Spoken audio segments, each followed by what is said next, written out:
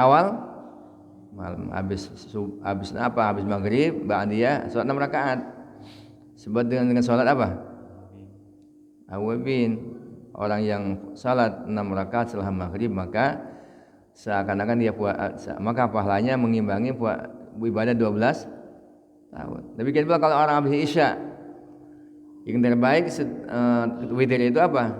Setelah tidur atau terakhir ij'alu akhir sholatikum witran, jadikan akhir puasamu salatmu adalah ganjil. Tapi bagi orang-orang yang apa? Bagi orang-orang yang memang dia sulit untuk bangun malam untuk witirnya, maka Nabi kasih solusi. Dalam hadis Abu Hurairah ada hadis al-sadiq khalil bi salat asya. Kekasihku berpuasa dengan 3 perkara, an asuma kulli syahr ayat kulli syahr min kulli syahr. Nabi berpesan kepadaku atau berwasiat kepada agar puasa 3 hari setiap bulan. Kemudian apa? Kemudian keduanya apa? Untuk rakaat itu untuk sholat duha 2 rakaat. Yang ketiganya apa? Agar waan au ta'ala qabla an anam, agar aku melakukan witir sebelum tidur. Utama mana ya? Utama malam. Cuman kalau daripada dia memang sering kesiangan, mendingan awal malam sebelum tidur. Sebelum tidur.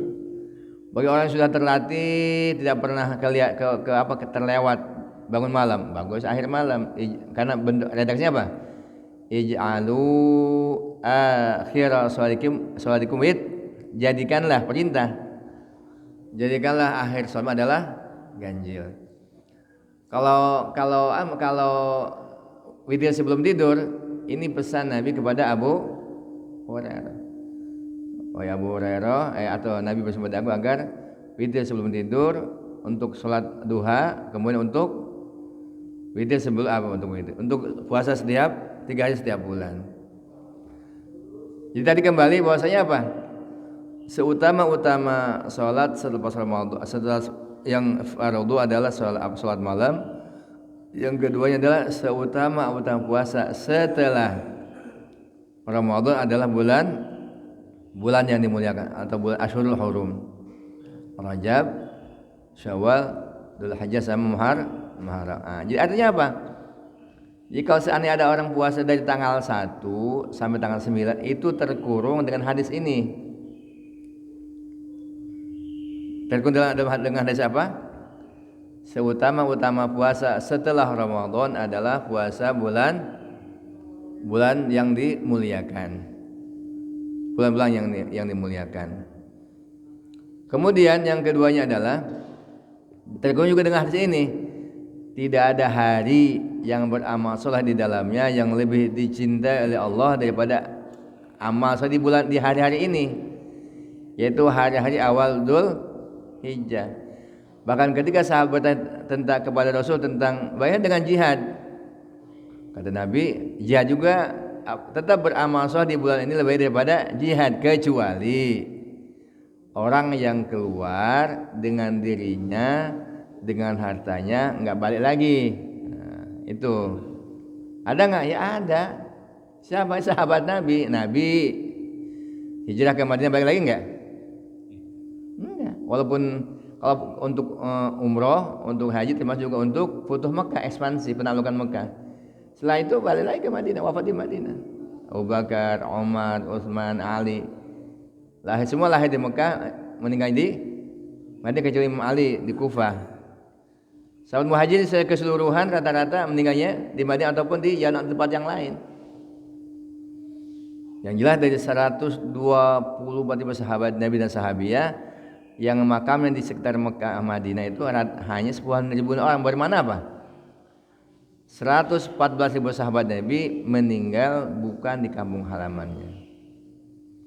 Maka ketika ada seorang sahabat Ansor meninggal di Madinah, Nabi sallallahu apa? Ya laitahu mata fi ghairi Madinah, alangkah indahnya kalau dia meninggal bukan di kampung tempat dia dilahirkan. Kenapa ya Rasul? Karena kalau dia meninggal di tempat di mana dia berjuang atau berjihad, maka nanti Allah anugerahkan dia surga yang seluas apa? Tempat lahir dia ke tempat tersebut.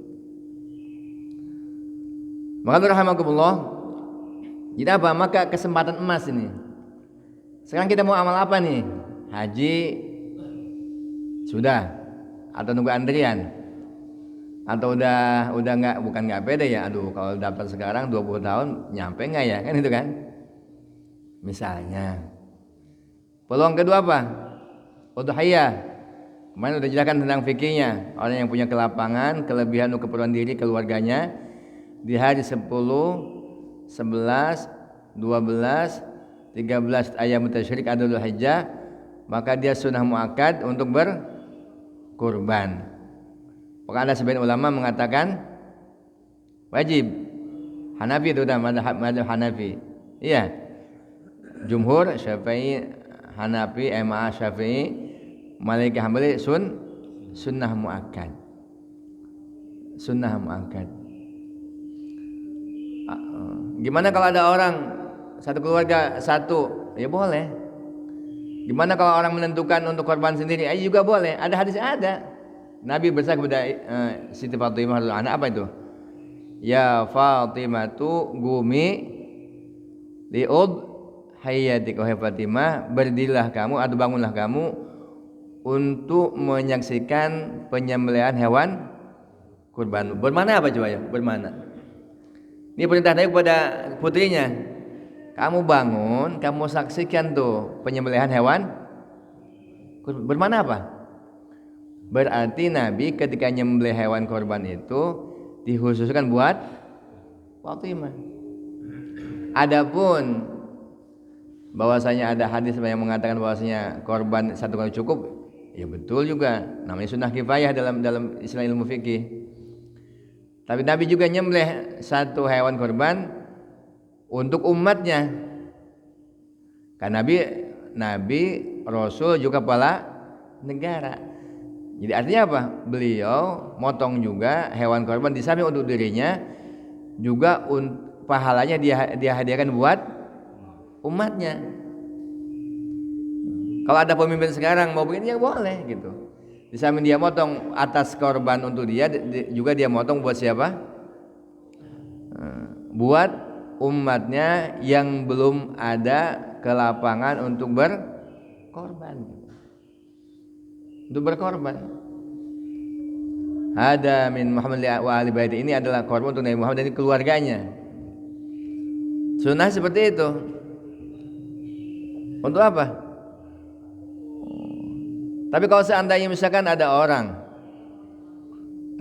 dia mau berkorban, motong satu ekor sapi, boleh nggak? Boleh. Satu keluarga, boleh. Bukan bermakna tidak boleh itu. Nah, dalam konteks berkorban ini atau motong hewan-hewan ini, Nabi kalau pulang safar, haji atau pulang safar suka motong apa? Jazur. Apa jazur? Motong unta. Iya. Nah, Ibrahim setiap ada tamu motong sapi. Iya enggak? Ibrahim motong apa? Setiap ada tamu motong sapi. Kita jangankan sapi, kambing juga enggak. Jangankan kambing, ayam pun. Jangankan ayam, telur pun. Tidak kan? Hal ataka hadits dhaifa Ibrahim mukramin. Tidakkah telah datang kepada kamu tentang kisah tamu Nabi Ibrahim? Kalau setiap datang tamu apa? Farago ila alihi wajabi, maka dia akan kembali masuk ke belakang. Kemudian dia menghidangkan bi'ajin hanid, bi'adin samin, dengan memotong anak sapi yang apa? Yang ajal, yang gemuk juga dibakar.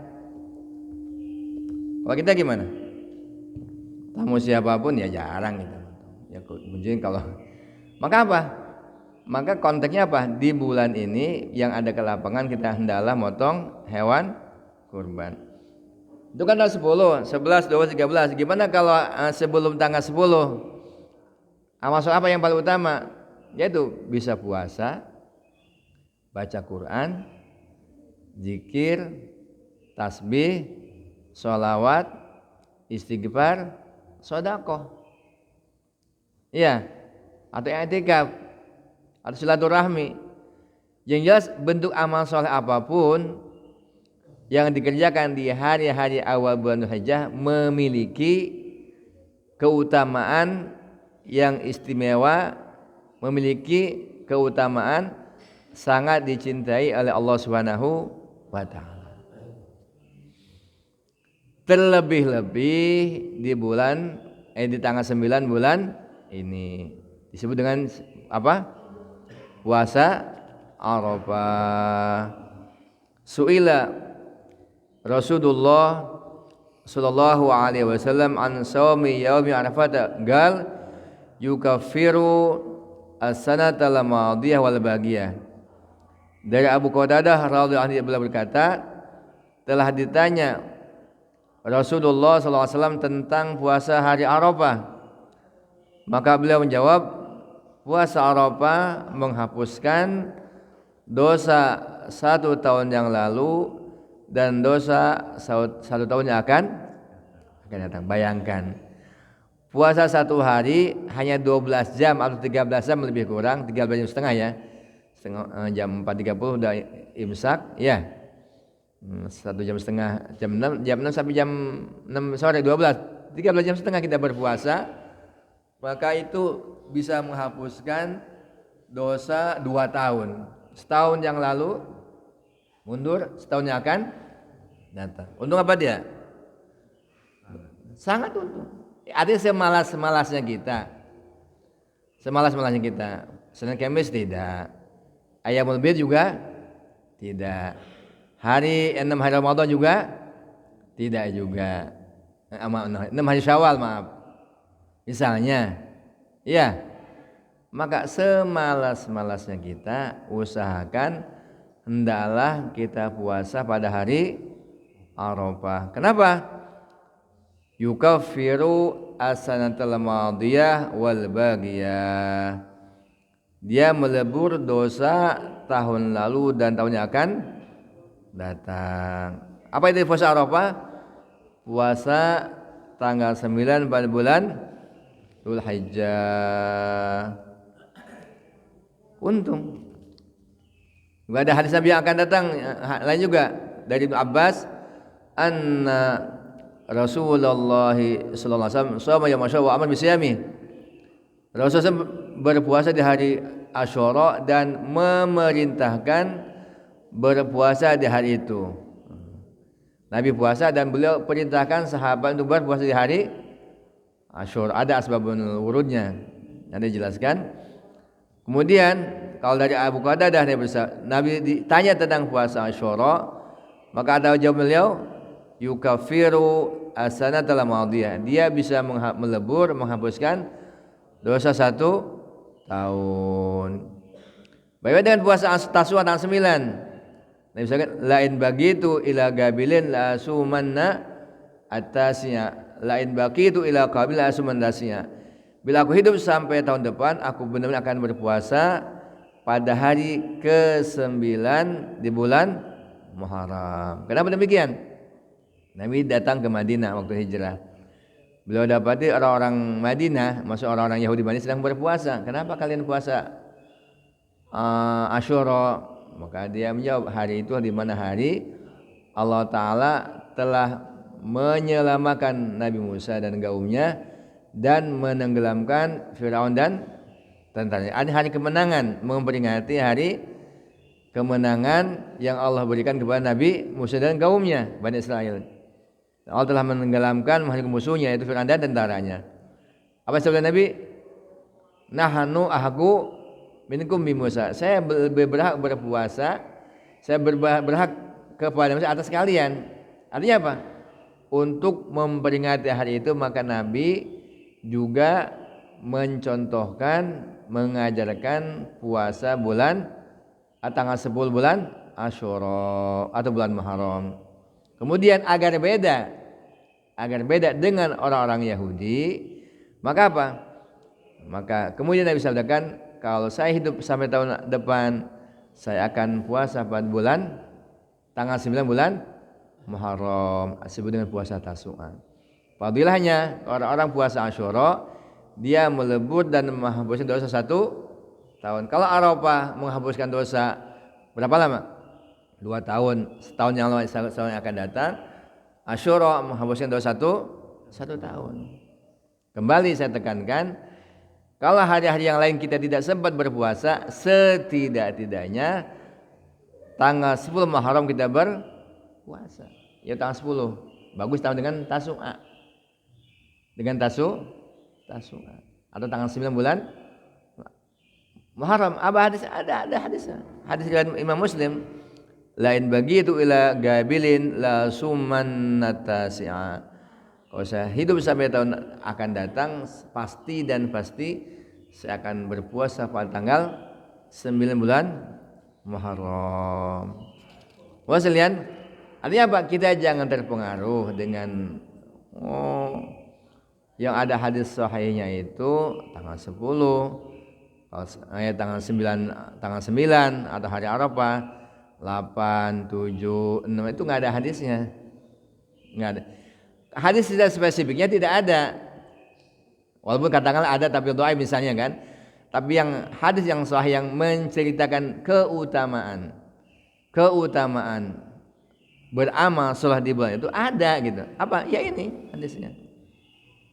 Bahwa tidak ada hari yang mana beramal di hari itu lebih dicintai oleh Allah Ta'ala daripada beramal di hari-hari ini. Bahkan melebihi jihad di jalan Allah, yang jihadnya balik lagi, artinya enggak seumur hidup. Tapi kalau yang seumur hidup tetap lebih utama itu.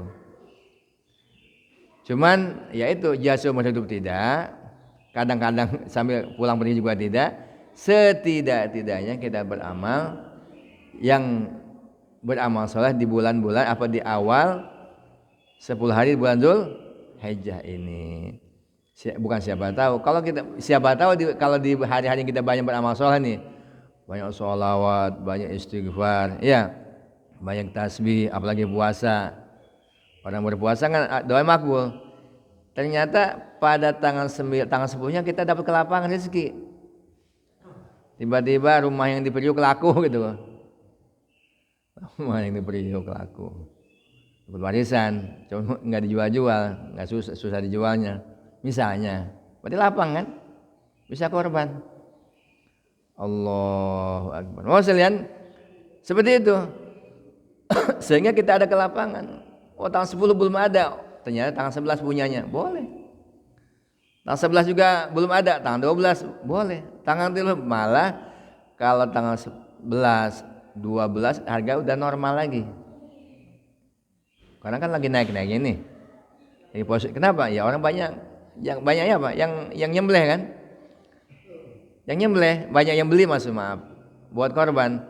Tapi setelah bulan tanggal 10 daripada dibawa balik ke NTB, ke Bima ataupun dibawa ke mana? Pulang kampung, harus ngasih umpan selama setahun yang akan datang ya, atau dijual ke Jaga, mendingan dijual. Walaupun pulang modal ya. Kan seperti itu biasanya begitu. Ala kulli hal sekalian, maka mudah-mudahan Allah berikan kesehatan kepada kita. Dan kita bisa memperbanyak amal-amal soleh di hari-hari 10 hari bulan Dzulhijjah. Kita pun berdoa kepada Allah Ta'ala agar Allah Ta'ala memberikan taufik kepada kita untuk bisa berkorban. Untuk bisa berkorban di bulan di bulan Dzulhijjah atau tanggal 10, 11, 12, 13 ini. Dan kalau ternyata sampai 13 sudah mentok, ternyata enggak ada juga. Ya, ada dua pengorban kita. Korban tenaga sama korban perasaan. Korban tenaga bisa enggak? Bisa jadi panitia. Jadi panitia kan kadang-kadang udah capek, ya enggak? Capek enggak panitia? Capek Pak jadi panitia. Capek. Aslinya kan korban itu kita beli, kita potong, kita bagi sendiri ya. Itu kan aslinya begitu sunnahnya. Karena tidak semua orang bisa motong, bisa motong, akhirnya apa? Adalah panitia. Ada panitia. Sehingga karena jumlahnya banyak, sehingga apa? Saya lumayan juga. Maka ada pengeluaran tenaga, pikiran dan sebagainya lah peribannya. Kalau masih 1-2 ekor mudah, tapi kalau udah banyak repot juga itu. Butuh kendaraan dan sebagainya. Dan sebagai ini tambahan ini untuk hari ini, pengalaman hari kemarin. Kita kan sebenarnya punya genset, itu salah satu inventaris Masjid Alamin. Maka kalau seandainya itu diservis, dipelihara, maka tidak terjadi kejadian seperti hari kemarin, Jumatan listrik tidak ada sehingga apa? Ya kalau Jumatan agak repot juga kalau kita menggunakan suara normal karena kita bukan wali ya. Bukan kayak wali-wali walaupun dari sini pendengar ke belakang. Yang keduanya adalah khawatirnya di tanggal 10 nanti juga listrik mati. Apa mungkin? Sangat mungkin, kemarin terjadi kok. Iya. Terjadi. Masih ada waktu 9 hari 13 hari untuk kita memperbaiki. Kalau beli baru mungkin perlu dana kesekian, tapi kalau servis kan tidak demikian. Tidak semahal itu maksudnya apa? Kalau di hari 10 nanti ada bulan pas kita penyembelihan tidak ada listrik, maaf. Itu repotnya setengah hidup, Pak. Bukan setengah mati, setengah. Kenapa? Kan air sangat dibutuhkan hari. Kenapa? Ya untuk bersih ini itu luar biasa kebutuhan air. Kemarin kita mati 3 atau 4 jam saja pakai Jumatan, habis Jumat nggak ada air. Ya Pak iya. Seperti itu. Maka mudah-mudahan inventaris masjid dan juga hamba-hamba Allah yang baik hati, ya mudah-mudahan bisa kita jaga, kita pelihara dan plus kita pergunakan ketika satu lain keadaan ada emergensi, maka itu akan menjadi solusi, menjadi jalan keluar untuk bisa dipergunakan. Insya Allah, dan itu tidak butuh biaya yang mahal, insya Allah, asal ada orang yang mau bergerak untuk servisnya, dan biasanya pun mungkin tidak terlalu mahal insya Allah. Ala kulli hal sekalian, maka mudah-mudahan terakhir kali kita diberikan taufik untuk bisa puasa Arafah, bisa berkorban, dan terakhir bisa memperbanyak amal soleh di hari-hari bulan di bulan Dzulhijjah ini atau awal bulan Dzulhijjah ini. Semoga Allah beri taufik. Subhanakallahumma wa bihamdika nasyhadu an la ilaha illa anta nastaghfiruka wa natubu ilaik. Assalamualaikum warahmatullahi wabarakatuh.